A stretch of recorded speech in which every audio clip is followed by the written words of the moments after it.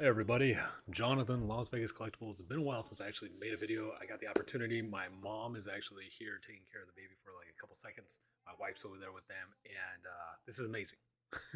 Had a moment. Grandma brought over the donuts. So I had a donut. Feel good. Feel good. Feel good. Feel good. So it really makes a huge difference when you have grandparents nearby. So that's amazing. I wanted to show you a couple things and talk about a couple things. So first, tomorrow is Sunday. So every Sunday, first thing in the morning, it's 8 a.m. Pacific. I rip at least one product for the community. You can reach out to me through Instagram at LVC Diversified, or you can leave me a comment below in this video if you want to buy into it. The graphic is in the bottom right of this actual video right now for what we're ripping. It is Topps Chrome Update. And so you're basically chasing the Julio, the Bobby Witt, Jeremy Pena, Spencer Torkelson, and uh, Julio Rodriguez and Bobby Witt. So Mariners have been claimed. The Royals have been claimed. But any of the other teams that you feel like you want to chase, you want to participate in, let me know. Prices are just at cost. You can see on the screen. So yeah, it's the cheapest way to break into something. Um, the thing that I've learned with that though I mean, everybody's just chasing the same stuff, right? So like nobody's going to be buying the Reds for this rookie class for this. Nobody's going to be buying the Diamondbacks really unless you're really into Alec Thomas, right? So there's just not a lot of there's only like 4 or 5 teams, right, that are people buying into. And that, obviously that's what motivates the random team breaks. And that's how those people make their money. And that's why they do the random team breaks. I totally get the business structure of it. I get the purpose of it. I get why they do it. I don't like it because it's just straight up like it's already gambling the way it is. And then you're adding like another layer of gambling. So I'm not into that. But if you are interested in any of those other teams, let me know. There are still, serial numbered and autographs for those other teams.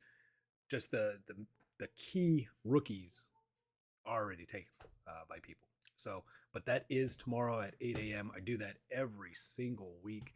I'm going to try to do that forever. We're going to try to break into something forever. And you know what? When it's at cost and you get to pick your teams, yeah, the case isn't going to sell out. The box isn't going to sell out because people are only interested in the teams that are usually already claimed by somebody. And I get that. But at the same time, like, I'm really happy and really proud that I can provide that for somebody, even if it's just 1 or 2 people, that are able to pursue their chase at cost. That makes me happy. So that's tomorrow. We're only going to do one box, and then that'll leave us 4 boxes from the case that's already been opened. And I'm probably going to do those if I can do it on Monday, I might, Ziggy, you know, 224 cards. If you guys are interested on Monday, I might just rip the whole thing if I have time.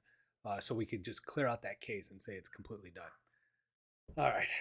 So as I've been on this pursuit of trying to figure out where my spot is in this hobby, what I want to do, also where I can actually operate as a business, I've discovered something. And I'm happy with it. And I'm sure as I continue on this path, it'll continue to evolve into something else. So where I'm at right now, just sharing it with everybody. If you're out there and you're thinking about getting into the business, and I'm just going to rip this just for me while we talk. There's some things that I've learned that I think are very interesting, and maybe you'd be interested in it too. So the prices of cards, right? Like if you're doing this, boom. This is a Hobby Light box, by the way, 2021 Platinum Anniversary. I almost got the entire base set. There's 700 cards, so it's a very large set. Absolutely love these cards though. Here's one of the hits from the last box I opened for myself. It's just a beautiful freaking set. Beautiful, beautiful set. Anyways, so things that I've learned that I think people out there might want to know about is the prices of cards has almost, I mean, there is a correlation, but it's not an exact correlation to the abilities of the players. So, like, Like recently, I put out, I don't know, let's say a month ago, I put out a real quick short saying I just don't understand basketball prices. I just don't get it because you got Nikola Jokic, you know, the Joker himself, back-to-back MVP, about to get a third MVP, possibly. I mean, it seems more than likely as long as he stays healthy and keeps doing what he's doing. So 3 MVPs in a row, and then you got the Luka Doncic, who's what has he done for anybody? Huh? What has he done for? I mean, has he won an MVP? Has he won a championship? What does he even have on his shelf, on his mantle? Nothing. It's got nothing, dude. And so, anyways, the idea that Nikola Jokic, like I just call him Joker, Nikola Jokic, his prices for his cards make no sense. I was like, okay, I got to really figure this out. And I've always seen hints of this in every hobby and everything that you do, but I guess I just never really stopped, thought about it, and really put it down on paper or anything. Was that none of that matters. It matters to only like a certain level. Like so, it does matter, but only to like a very small percentage.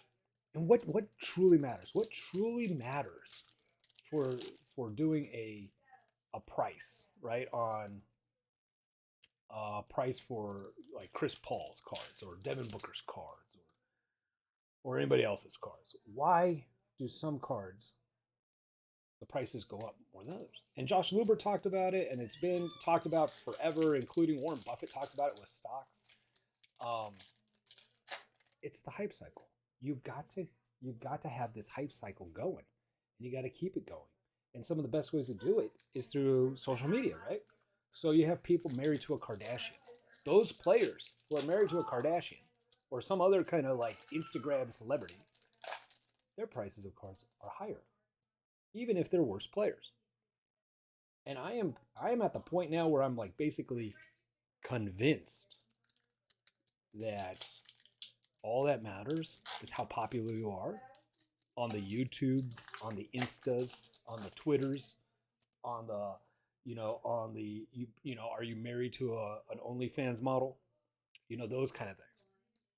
And so if that is truly the case, and I'm there, I'm like 90% convinced that that's the case. I mean, just look it up. Just look up prices of players, and then other than like the all-time legends, right? Like Babe Ruth, Lou Gehrig, Ted Williams, those kind of things. Like, unless you're an all-time legend, the only reason your prices are nuts is because you were able to maintain that hype cycle. And one of the easiest ways to maintain that hype cycle is through social media. So if you're a popular, it's high school. It's freaking high school. These cards, modern cards are high school. The popular kids get the money. Like that's all it is. You're either popular or you're not. And if you're not, you could still have like a niche group of people that are collectors that'll pay a premium for your cards. Like you'll have the people that collect Lottie Divac cards or something. There'll be one or two of those in the world that will pay money for those cards, but they're only going to buy one or two of them, right? What moves in the hobby is the popular cards, the popular players, the people that are in the news, the people that, if you're watching Sports Center, it's the people that are in the highlights. That's all that matters. It doesn't matter if you're actually a good player. It doesn't matter if you have a resume of a champion. All that matters is, are you in the news or are you not in the news? And it has to be positive news, because the moment you go Trevor Bauer on somebody, you lose all your money. The moment you go Fernando Tatis on somebody, the prices will crash. So it's popular. You have to be in the positive news cycle, and as long as that positive news cycle is going, you're fine. It doesn't matter how good you are. Isn't that crazy? It's crazy to me. It's crazy to me. It doesn't make logical sense in the sense of like, if you're good at your job, you should be rewarded. But as we all know, if you have a job, if you go to work, it's not always about how good you are at the job. It's, Are you related to the boss? You know, that does matter. That does freaking matter. You know, and are you the right skin color in your work environment? There are some very racist work environments. I investigated them. That was part of my job for a very long time. So I get it. Now I'm just going to show the cards. I'm going to separate them into just base and then rookie base and then numbered or refractor. So that's just base. Just so you know what I'm doing while I'm doing this. Jazz Chisholm rookie. Very nice. And so what I decided to do with that newfound information, right? For me, the new realization of these things. It's actually a very beautiful Bernie Williams. We'll put that in the penny sleeve real quick. So what am I doing with that information, right? Like I just said all that crap about popularity only matters. It's high school, blah blah blah. What does that even mean? Who cares? Well, so I'm trying to run a business. There's different definitions of a successful business, right? It depends on what your definition of success. My definition of successful will be to this year double my revenues, not profits, not net anything, my gross revenues, my top line number. I want to get that bigger. That is my goal for 2023. So, how do I do that? How do I do that? Either I spend a bunch of money on stuff and then sell it for the same price, right? A little refractor, but it's Corey Seager, so no penny sleeve required on that one. Um, so how do I do that, right? As long as I can buy something that I can sell, even if it's for the same dollar amount. Like I bought this box for 50 bucks. So if I was to sell the box for 50 bucks, my revenue is 50 bucks. My profit is zero, right?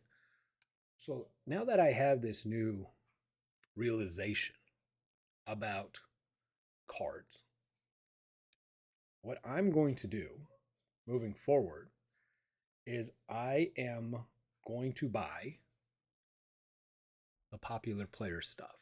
That's it. So this morning, for instance, I was and for the last couple of days, I'm like, how do I, what do I target? What are my targets? What are the items that I'm gonna buy in order to sell? Hopefully for more than what I paid for, but regardless, it has to sell. I go to card shows, I sell at card shows, I sell on eBay, I sell on TCG Player, so I sell cards. And not everything sells, right?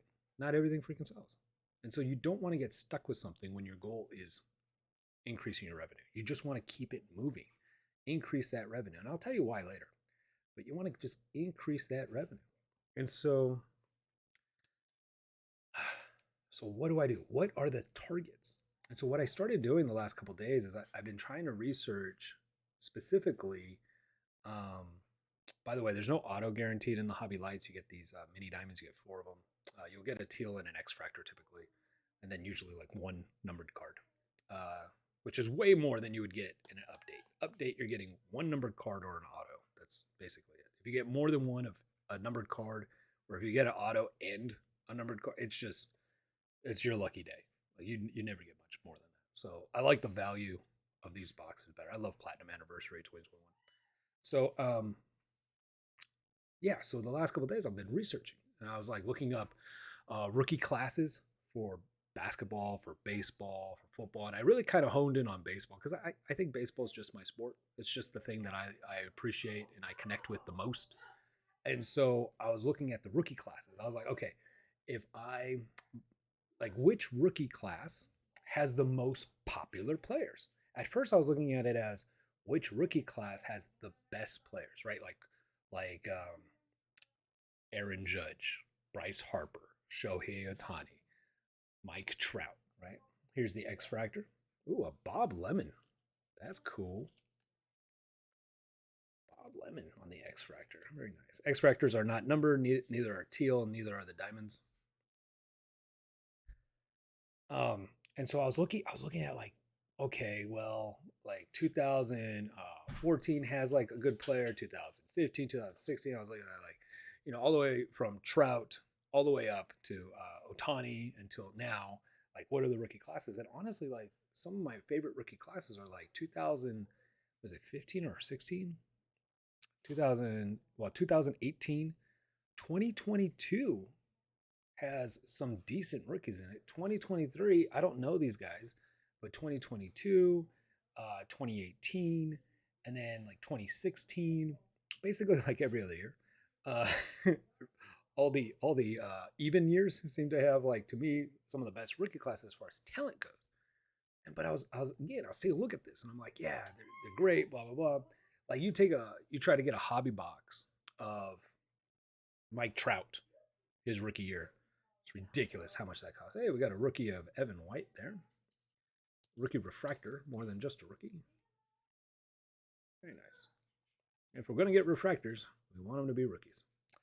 And so, like, 2021 is not a great rookie class, right? It's got a couple, but nothing like, oh my God, it's not no Otani's in here, no Mike Trouts, no Aaron Judges, right?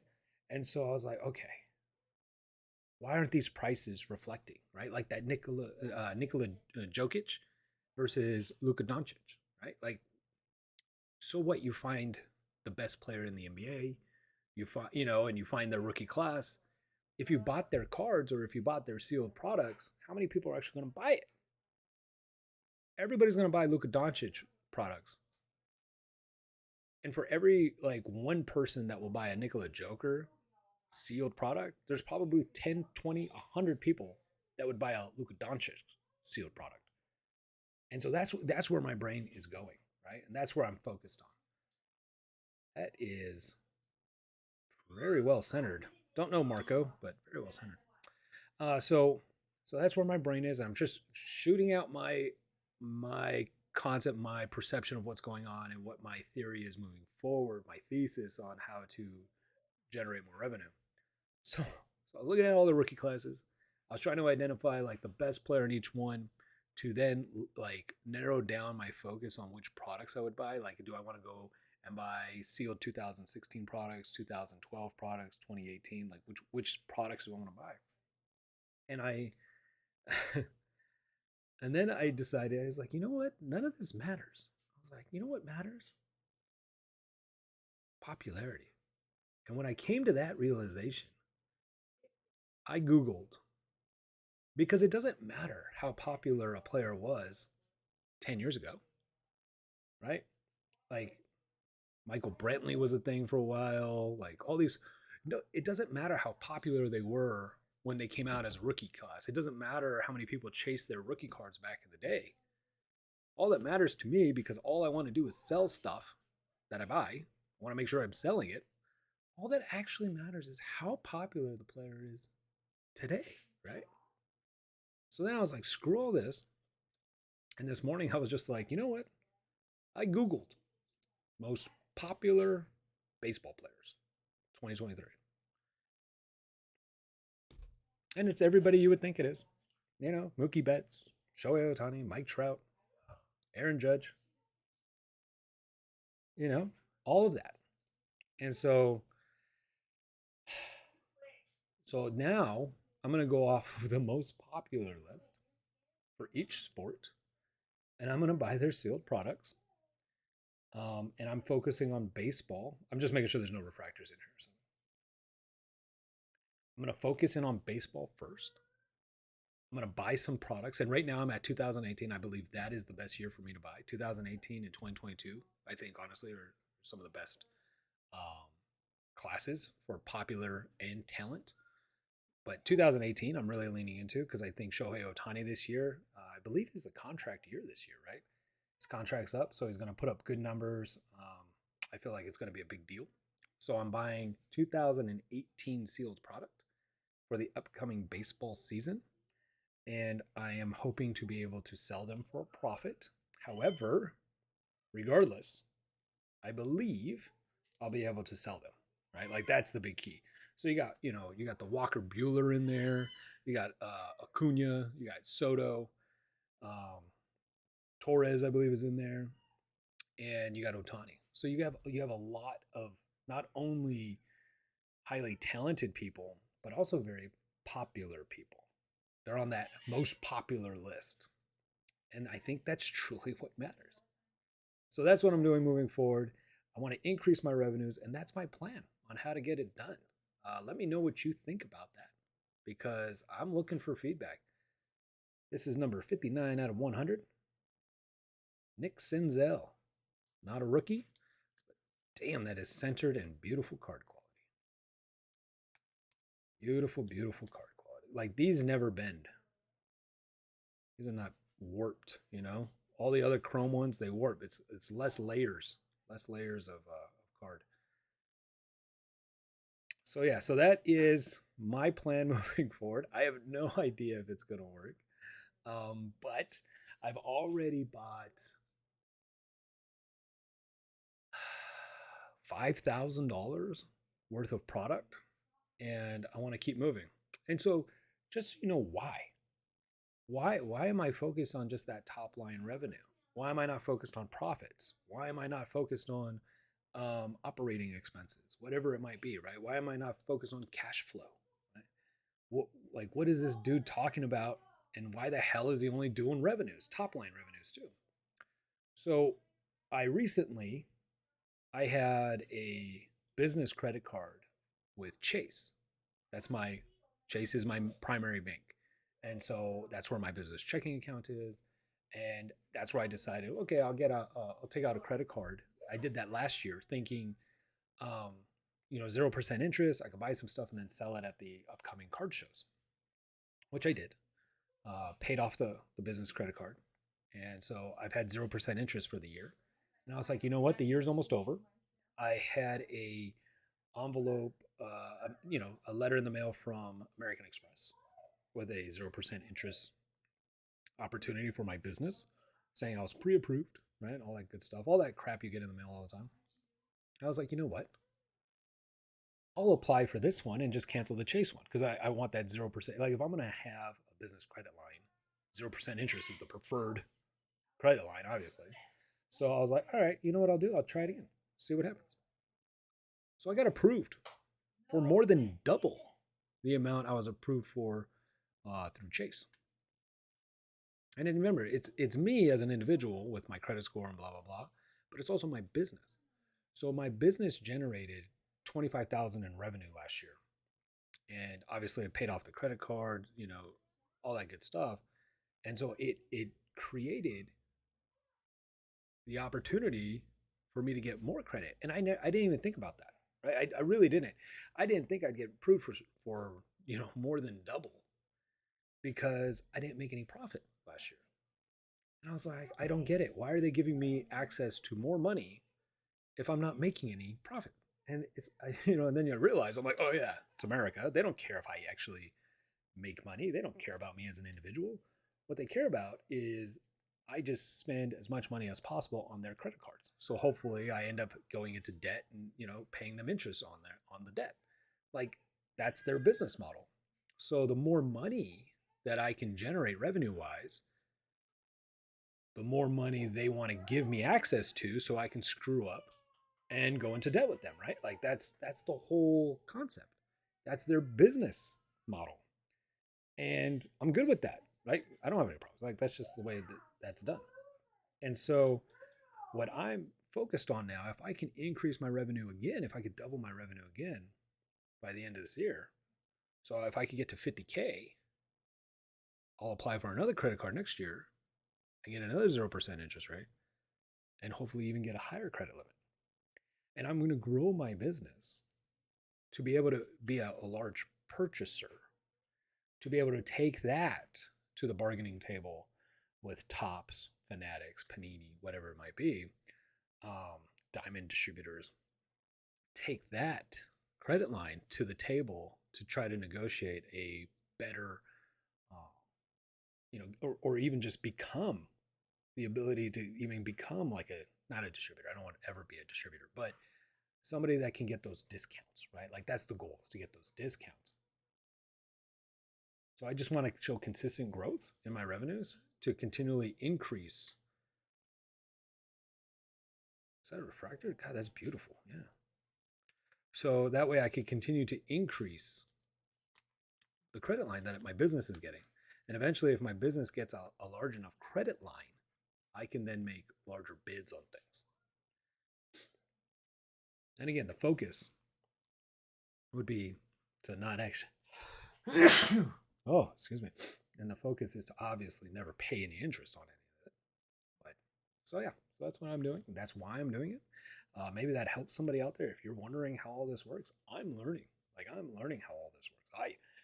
I am no expert, but I'm having fun doing it, and I think that's the biggest takeaway. And so um, there are sellers on eBay who are extremely large companies like David Adams, Blowout Cards, uh, Pete Football. Uh, I think he's a big deal. Um, and you can send him a message saying, "Hey, look, Star City Games."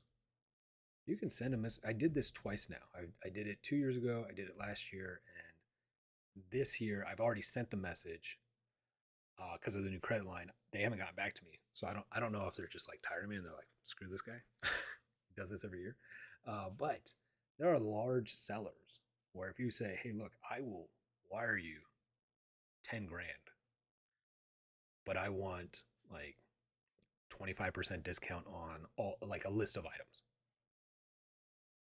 So I did that 2 years in a row and it worked. Like I got great stuff at a discount, not a huge discount because I was so small time, especially my first time I did that. Did not get it. It did not get much of a discount, but I did get a bunch of product at once and didn't have to pay shipping because they just it was a very large shipment. Hey, another Nick Senzel. Um, so the higher I could get my credit line, the larger the purchase I can do to a very large seller and hopefully negotiate a very large discount. And then all I got to do is just make sure that it is popular product that will actually sell because there are a lot of products that are very popular but they don't actually sell. You can go on eBay at any time and look up like 2018 tops, right? Sealed boxes. There's a lot of products on there that people would love to have, but the dollar amount is just so high, nobody buys them. And that's the problem. It's one thing to have popular products. It's another thing to have popular products that actually sell. And that's my goal, right? Like I can't sit on stuff. So these are the hits of the box, just sitting here having a good time. Nick Senzel, Tony Perez on the refractor.